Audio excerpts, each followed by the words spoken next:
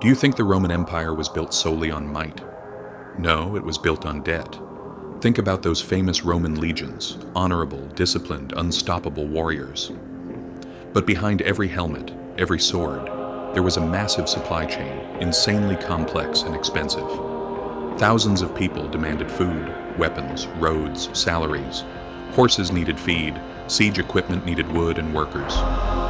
All of it meant hundreds of thousands of coins, tons of money. So how did Rome finance these centuries-long conquests? And why does it matter to us today? Because when you dig deep, you see everything. War wasn't just fought on the battlefield. It was embedded in the heart of the financial system. Once the system started turning, it couldn't stop. Expansion wasn't a choice, it was an economic necessity. Sound familiar? Let's rewind a bit. In the early republic, the army was made up of citizens. If you owned land, you were called to serve, brought your own weapons, and returned to your farm when the campaign was over.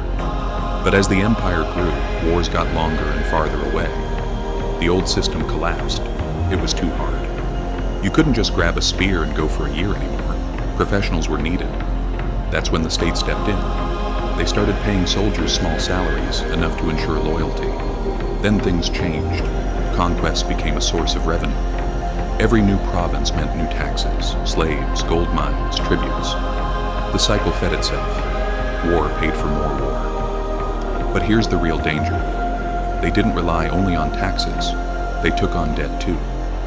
For big operations like the Punic Wars, they borrowed huge sums from the wealthy elite, the equites, the financier class. These weren't donations, they were investments. They expected interest, tax collection rights, monopolies in new territories. War literally became a business. The more profitable it was, the more wars broke out. Sound familiar? Over time, this war economy corrupted everything. Power shifted to generals who promised spoils. Senators became partners in violence. Private companies, publicani, handled logistics and tax collection, raking in fortunes.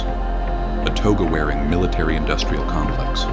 The cost piled up, of course. Paying soldiers and debts required constant new money.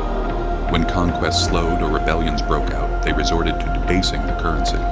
Starting with Nero, they reduced the silver in the denarius, diluting it for centuries. Inflation skyrocketed, trust collapsed, and by the 3rd century the monetary system imploded. The rich got richer. Land, slaves, foreign accounts protected them. The poor paid taxes with worthless money, while the elite got exemptions. The public sphere rotted, corruption soared. The burden of war fell on the lower classes, inflation, forced labor, conscription. This wasn't just a military collapse, it was a monetary collapse. Now look around. Governments run massive deficits, wars are funded by debt. Central banks debase currency to cover the gaps. Financiers grow rich off defense contracts. Expansion, military or economic, keeps the system alive. Not a perfect match, but the pattern's the same, right? Rome tells us, an economy based on violent expansion will hit a wall.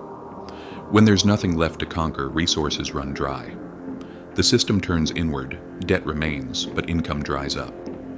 The state squeezes the people, more taxes, worthless money, control. Bread and circuses distract the masses, while the elite stay protected. Today we don't call it tribute, we call it taxes or QE. But it's the same thing. Central banks print, governments spend, the rich buy assets, and we go to the store with shrinking money. The US spent $2 trillion in Afghanistan on debt. Who got the contracts? Who got the interest? And we get the bill through inflation. The cycle eats itself. When debt becomes normal, anything goes to prevent collapse. It becomes a state of emergency. History warns, give too much power to private finance. Get addicted to expansion, hollow out your money, crush your citizens. The system has no brakes. Today we're in a digital empire. Capital flows, but the game's the same. Money and power go hand in hand. War is profitable. Inflation crushes the weak. The illusion continues until it bursts. What do? See the pattern.